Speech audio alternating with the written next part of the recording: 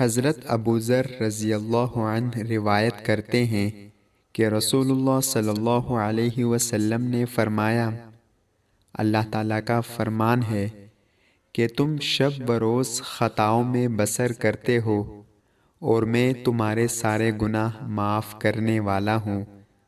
تم مجھ سے مغفرت مانگو تو صحیح، میں تمہیں معاف کر دوں گا۔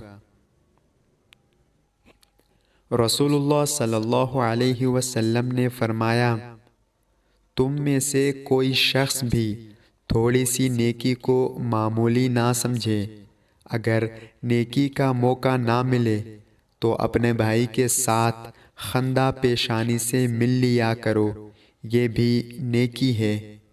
اور جب تم سالن پکانے کی غرض سے گوشت خریدو یا سالن کی ہانڈی پکاؤ تو شوربہ بڑھا دیا کرو اور اس میں سے کچھ نکال کر اپنے پڑوسی کو دے دیا کرو۔ رسول اللہ صلی اللہ علیہ وسلم نے فرمایا، اے عائشہ، کیا تم نے کبھی مجھے بری یا گندی زبان میں بات کرتے سنا؟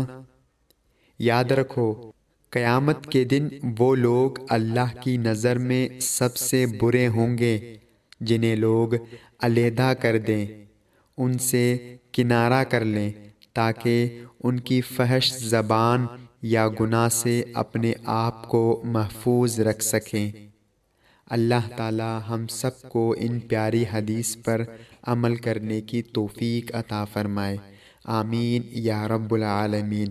السلام علیکم ورحمۃ اللہ وبرکاتہ۔